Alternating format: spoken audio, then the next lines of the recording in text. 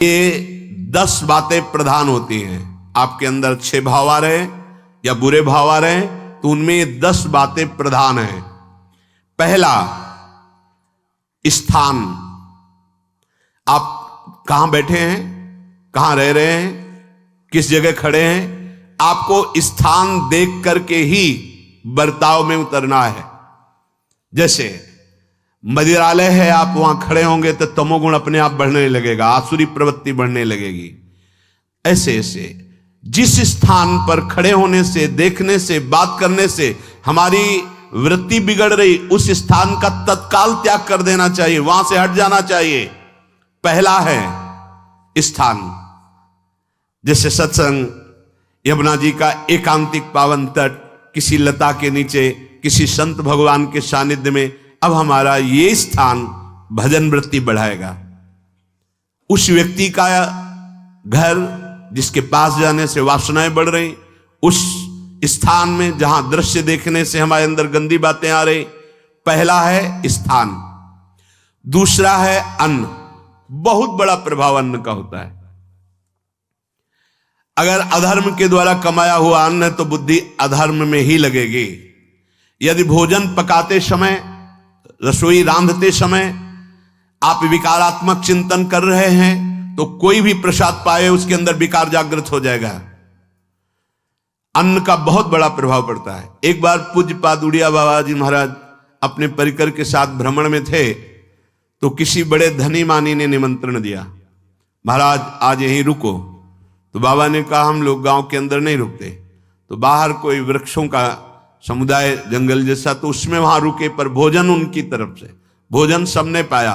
जब सुबह हुआ तो महात्मा जन, साधक जन एक दूसरे की तरफ देखे और बोले आज तो हमको बड़ा दोष हुआ, गंदा स्वप्न आया और हमारा संयम बिगड़ गया। बोले ये तो हमको भी हुआ, जितने थे सबको हुआ। उड़िया बाबा के समीप गए, बाबा ने कहा अच्छा ऐसा हुआ, ये तो अन्न दोष है, बुलाओ सन्न पवाने वाले को, फिर चलेंगे।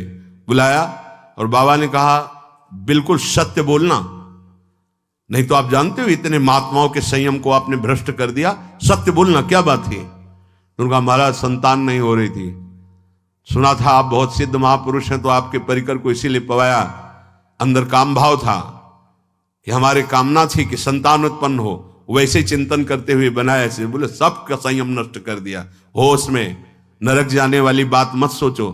अरे संतों को पवाओ जैसे अपने पुत्र को पवाते हैं, ऐसी भावना करनी चाहिए। आज हो भाग्य तो परिणाम खुद मंगल में निकलेगा। काम भाव से युक्त होकर क्यों बनाया, सब संतों के अंदर विकार पैदा कर दिया। अन्न का प्रभाव पड़ता है, हम जैसा अन्न पाते हैं वैसा। कई बार सुनाया है, सिद्ध महापुरुष पूज्य प्रातः स्मरण श्री बलराम दास जी महाराज झाड़ू मंडल के, यमुना के पावन तट पर ही है, रास मंडल के पास ही, वो अपने एक लता के नीचे बैठे हुए भगवत चिंतन कर रहे थे। अचानक यमुना जिस नजदीक है तो कोई माई स्नान किए हुए निकली तो नेत्रों ने देखा और विकार उत्पन्न हो गया। वयोवृद्ध सिद्ध महापुरुष, उन्होंने कहा आप तो इस शरीर को नष्ट कर दूंगा। शिष्यों ने कहा महाराज ऐसा क्यों? बोले किसी माता के शरीर को देखकर हमारे अंदर विकार क्यों आ गया? ऐसा नहीं, आज तक कभी नहीं हुआ, ऐसा क्यों हुआ? उनका महाराज आपस में सब शिष्यों ने कि कुछ ना कुछ तो खान पान में गड़बड़ी हो गई तभी ऐसा हुआ। बाबा आज परिक्रमा करते हैं वृंदावन की, बाद में आप जो आदेश करेंगे जैसा करेंगे, पहले परिक्रमा। वृंदावन की परिक्रमा का बहुत बड़ा प्रभाव, जब कभी मन आपका ऐसा विक्षिप्त हो, परेशान हो, तत्काल परिक्रमा प्रारंभ कर देना, नाम जप करते हुए। आप देखना परिक्रमा पूरी होते होते शांति हो जाएगी। बाबा ने खूब नाम कीर्तन करते हुए शिष्यों के साथ परिक्रमा दी, मन का विकार शांत हो गया। उनका ऐसा कैसे हो सकता है कि हमारे अंदर विकार आ गया? ये बड़ी सूक्ष्मता का विषय है। कल प्रसाद कहां से आया था? तो उस समय लाडले गोविंद देव जी महाराज यहीं विराजमान थे वृंदावन में।